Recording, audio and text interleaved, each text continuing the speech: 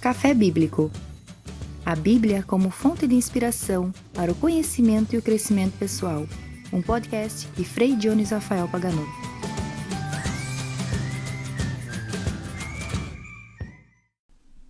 Bem-vindos a esse primeiro episódio do podcast Café Bíblico, um podcast que a cada semana vai partilhar um café e uma reflexão bíblica para atualizar algum ponto de vista dentro da nossa imensa cultura bíblica, tanto do Antigo como do Novo Testamento, e cooperar assim no conhecimento e no crescimento pessoal. 2020, episódio número 1. Nós temos que concordar que o mundo está muito diferente nos últimos dias.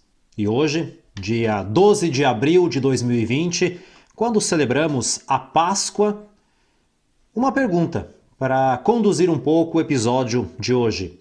O que eu mais sinto falta na Páscoa desse ano de 2020, marcado pelo coronavírus? O ser humano é um ser social, cultural, político e também ritual. Nós temos muitos ritos que acompanham a nossa vida. Basta pensar, por exemplo, no nascimento. Está na moda chá de revelação. É um pequeno ritual para mostrar para as pessoas se vai ser um menino ou uma menina. Um casamento, uma aliança que os noivos trocam, os votos, as promessas, tudo faz parte de um ritual comum. Nós temos também formatura, basta lembrar a colação de grau, o funeral, não importa a religião, a cultura, a etnia, o povo, o ser humano é um ser que tem ritos para momentos importantes e significativos da vida das pessoas e das comunidades. E na fé cristã não poderia ser diferente. As orações, os momentos de comunidade e a Páscoa também tem muitos ritos. A Páscoa é a festa mais importante da fé cristã. E nesse isolamento social, eu faço uma pergunta para mim, para você que me acompanha, para muita gente: como celebrar a Páscoa nesse isolamento social? Como celebrar a Páscoa com profundidade, com reflexão, com entusiasmo em casa, longe da comunidade cristã, longe das pessoas que eu amo, longe daquela vida que para mim antes era uma vida normal? Então, repito a pergunta: como celebrar a Páscoa nesse isolamento social que o coronavírus está exigindo de cada um de nós? Um texto bíblico. Um breve texto bíblico para acompanhar a reflexão é aquele do capítulo 20 do Evangelho segundo João, versículos 19 e 20. O Evangelho que a liturgia católica propõe também na missa do domingo de Páscoa à tarde. O início daquele Evangelho. Ao anoitecer do domingo de Páscoa, estando fechadas as portas onde se encontravam os discípulos, por medo dos judeus, Jesus entrou e, pondo-se no meio deles, lhes disse: a paz esteja convosco. Tendo dito isso, mostrou-lhes as mãos e o lado. Os discípulos então ficaram cheios de alegria por verem o Senhor. Um café ajuda a refletir. Esse podcast se chama Café Bíblico porque são duas coisas que eu gosto muito, pessoalmente. A Sagrada Escritura, a qual eu dediquei anos de estudo e continuo dedicando, porque nunca se termina de estudar a riqueza da Palavra de Deus, e também um bom café que ajuda a refletir. Por isso que esse podcast, como nome, tem um café bíblico. A Páscoa é uma festa muito antiga, que provém do Antigo Testamento. Praticamente aquela cultura caracterizada por pastores e agricultores tinha uma festa muito importante ao longo do ano, quando mudava a estação do inverno para a primavera, mais ou menos na segunda quinzena do nosso mês de março. Então, esses pastores que iam procurar novas pastagens, já que começava a primavera e se aproximava o verão, tinham um rito de passagem. Ofereciam o sacrifício de um cordeiro, pedindo que Deus abençoasse tudo aquilo que eles fariam, e aquele rebanho que produziria carne, leite, lã, a subsistência de muitas famílias de pastores, fosse abençoado. E também os agricultores que não se locomoviam tanto, mas tinham uma morada fixa, ofereciam pães. Então aquele fermento que era usado no ano anterior, jogavam fora, tinha um fermento novo e durante uma semana, do fermento antigo para o novo, eles comiam pães ázimos, ou seja, sem fermento, para mostrar essa novidade. E até aquele povo, ou parte do povo de Israel que estava no Egito, que tinha essa característica de pastores e agricultores, celebrava essa Páscoa, essa festa tão importante. E unindo os dois grandes grupos, aconteceu o quê? Que na festa da Páscoa, da passagem, eles comiam cordeiro e pão ázimo. E quando eles iam festejar uma destas Páscoas, que aconteceu a fuga ou a expulsão do Egito, é que aquela passagem do Mar Vermelho adquiriu ainda mais importância. Passar das estações, passar de um ano para outro, passar o Mar Vermelho. Festa da passagem. Tanto que os judeus, em inglês, chamam de Passover, e depois com os cristãos, ao menos em inglês, vai se tornar Easter. Para nós, Páscoa, tanto para judeus como para cristãos. E no Novo Testamento, quando Jesus desce para Jerusalém, está lá com tantos dos seus discípulos e apóstolos, estão celebrando a Páscoa, ele, antecipando aquele rito, diz que é o cordeiro e o pão. Jesus transforma a Páscoa, dá um novo significado. Por isso que futuramente os cristãos vão deixar de lado o sábado como o dia do Senhor para assumir o domingo, o dia da ressurreição, o dia onde aquela Páscoa que Jesus está propondo ganha um novo significado. Vida nova, passando não de um ano para outro, mas do pecado para a graça, da morte para a vida. E esse texto que nós lemos, os discípulos estavam numa casa grande, cedida por alguém em Jerusalém, talvez aquela casa onde eles celebraram a última ceia, na quinta-feira à noite. E é interessante que as portas estavam trancadas. Assim como o sepulcro onde o corpo de Jesus foi colocado estava trancado.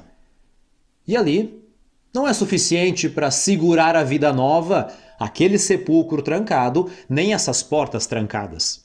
E como nós nos encontramos, grande parte da população do Brasil, da Europa, América do Norte e outros continentes também, essa boa parte se encontra por algum tempo fechada em casa, evitando o contato social nesse isolamento, aconteceu o mesmo com os discípulos.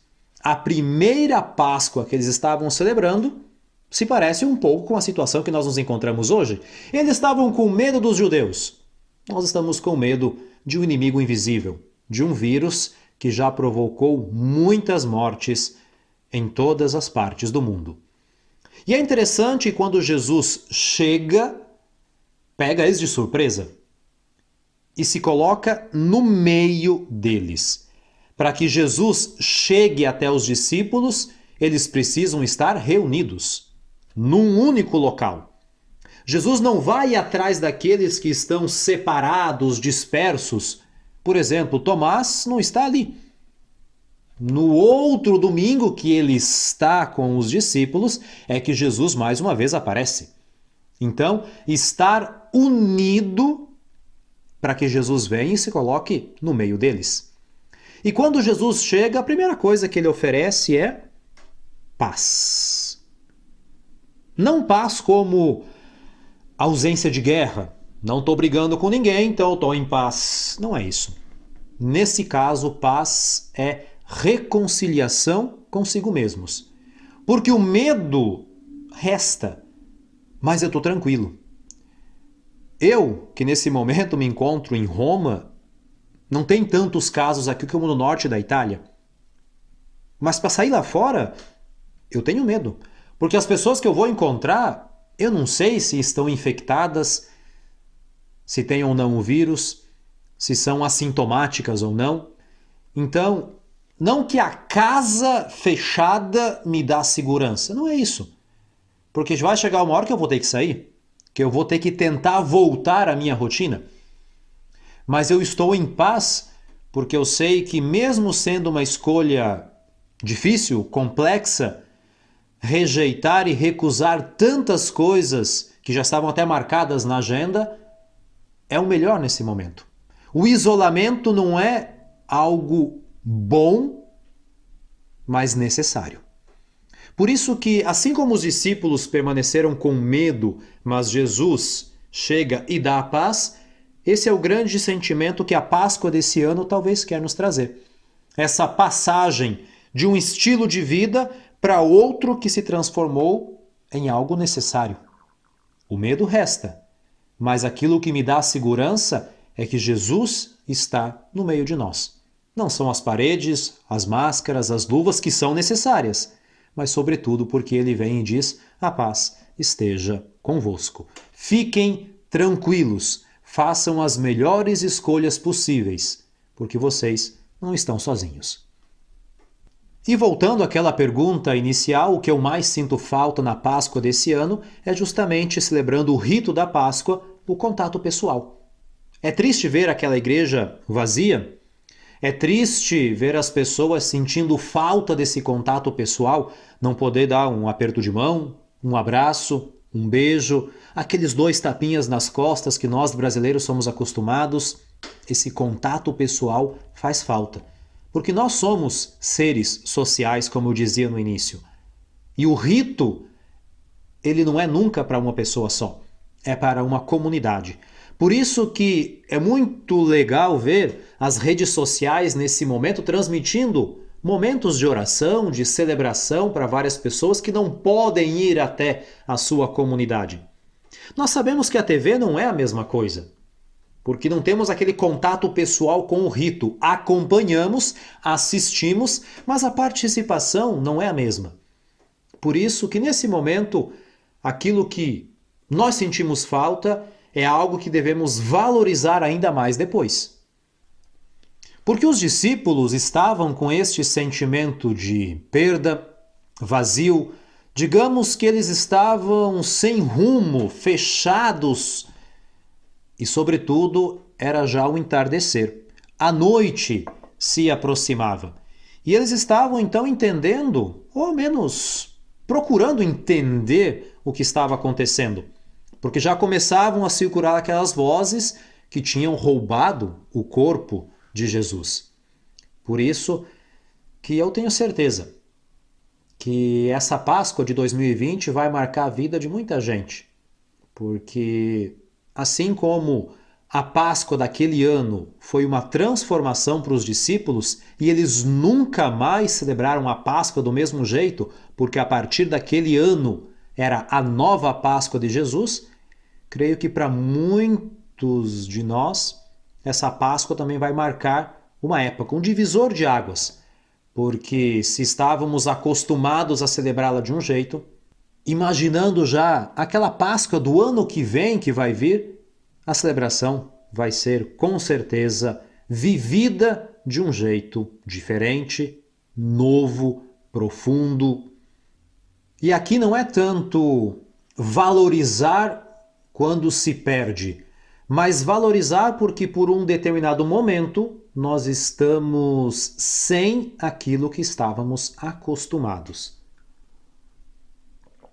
Por isso que eu digo que a Páscoa, que com Jesus ganhou um novo significado, os ritos que nós celebramos todos os anos e que quem sabe até caíram na rotina, vão adquirir um novo e profundo significado para cada um de nós. Por isso, agora eu faço a pergunta para você: o que você mais sente falta na Páscoa desse ano?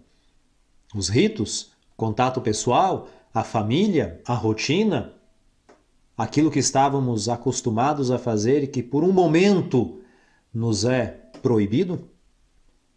Por isso que, creio eu, não vai ter um voltar ao normal.